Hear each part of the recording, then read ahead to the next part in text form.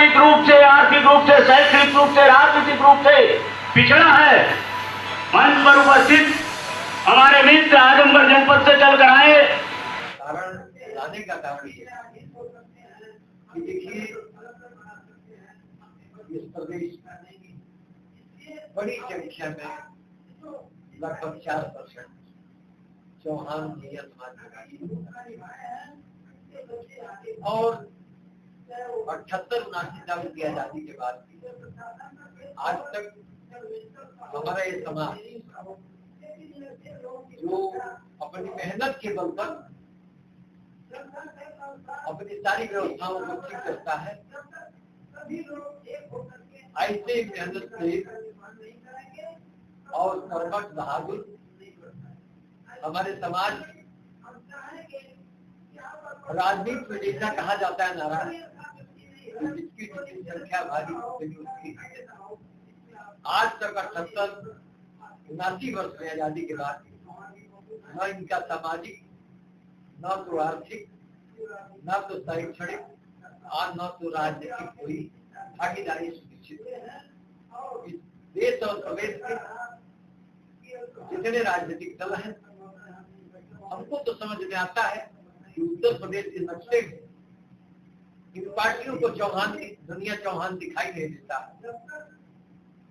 अगर दिखाई देता तो भागीदारी सुनिश्चित है। मेरा अपना मानना है, हमारे समाज में भी कुछ है कि मैं एक बात कहता हूँ कि बिखरा हुआ परिवार और बिखरा हुआ समाज कभी साथ तो नहीं बन सकता, बल्कि आपस में लड़ करके दूसरे को बना सकता है। ऐसे मैं देख रहा हूँ कि पूरे उत्तर प्रदेश में करीब 34 राजनीतिक पार्टियां समाज, करीब 34 संगठन चल रहे हैं। इसी बिखरने के कारण मैं महसूस कर रहा है कि जो राजनीतिक दल है वो भागीदारी सुनिश्चित नहीं कर पा रहे हैं, जिससे समाज एक मंच पर एक नेतृत्व में इकट्ठा हो गया तो 4% की भागीदारी हर राजनीतिक दल की मजबूरी हो जाएगी कि सुनिश्चित करके इनके भी सामाजिक, आर्थिक, शैक्षणिक और राजनीतिक भागीदारी अब इनके आगे बढ़ने की बात को सोच रहे हैं। जिस तरह से देखा में एक घटना मैं आज बताने आया और चौहान समाज को दल काम में आया हूँ। कई चौहान समाज के लोगों, आप लोग सब संगठित होकर के अपने मुक्ति का दरवाजा खोल सकते हो, आगे बढ़ सकते हो।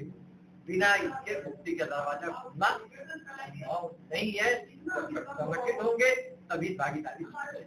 2027 का चुनाव आ रहा है, चौहान सपोर्ट करने का। देखिए, मैं तो कह रहा हूँ कि जितने राजनीतिक दल हैं, ये सारे दल इस समाज को यूज एंड थ्रो करने का काम किए।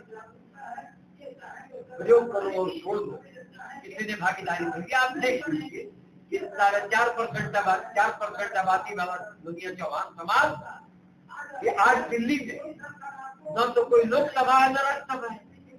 अब किसी उत्तर प्रदेश का चाहे देश के हमारे दुनिया चौहान समाज की जरूरत पड़ेगी तो इसके दरवाजे जाएगा, क्योंकि हर जात समाज का तो दिल्ली में नेता बैठा हुआ है और समस्याओं का समाधान दिल्ली से ही होता है।